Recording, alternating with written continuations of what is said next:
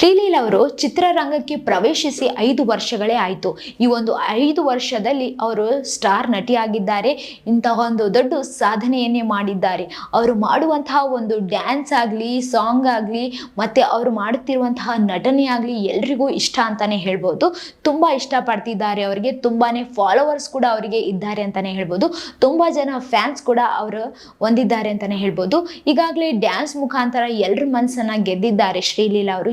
ಯಾವುದೇ ತರ ಡ್ಯಾನ್ಸ್ ಕೊಟ್ಟರು ಕೂಡ ತುಂಬಾ ಈಸಿಯಾಗಿ ಮಾಡ್ತಾರೆ. ಅವರು ಮಾಡುವಂತಹ ಚಿತ್ರಗಳಲ್ಲಿ ತುಂಬಾನೇ ಡ್ಯಾನ್ಸ್ ಇರುತ್ತೆ ಅಂತಾನೆ ಹೇಳ್ಬೋದು. ಅಷ್ಟು ಅದ್ಭುತವಾಗಿ ಮಾಡ್ತಾರೆ ಅವರು. ಅವರ ಅಭಿಮಾನಿಗಳಿಗಂತೂ ತುಂಬಾನೇ ಸಿಕ್ಕಾಪಟ್ಟೆ ಇಷ್ಟ ಇವರು ಅಂತಾನೆ ಹೇಳ್ಬೋದು.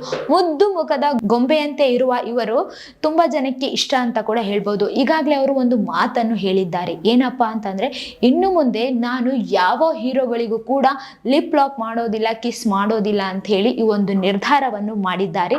ಇದರಿಂದಾಗಿ ಅವರ ಫ್ಯಾನ್ಸ್ಗಳು ವಾವ್, ಎಂಥ ಒಳ್ಳೆ ನಿರ್ಧಾರ, ಎಂಥ ಒಳ್ಳೆ ಹುಡುಗಿ ಅಂತ ಹೇಳಿ ತುಂಬಾ ಜನ ಹೊಗಳ್ತಾ ಇದ್ದಾರೆ ಅಂತಾನೆ ಹೇಳ್ಬೋದು. ಅವರು ಈಗಾಗಲೇ ಬಾಲಿವುಡ್ ಮತ್ತೆ ಟಾಲಿವುಡ್ ನಲ್ಲಿ ತುಂಬಾ ಬ್ಯುಸಿ ಆಗಿದ್ದಾರೆ.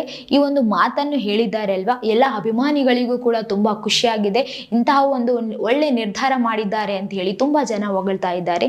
ಇದೇ ತರ ಮತ್ತಷ್ಟು ವಿಡಿಯೋಸ್ಗಾಗಿ ನಮ್ಮ ಚಾನಲ್ ಅನ್ನು ಲೈಕ್ ಮಾಡಿ, ಶೇರ್ ಮಾಡಿ, ಸಬ್ಸ್ಕ್ರೈಬ್ ಆಗಿ. Thank you.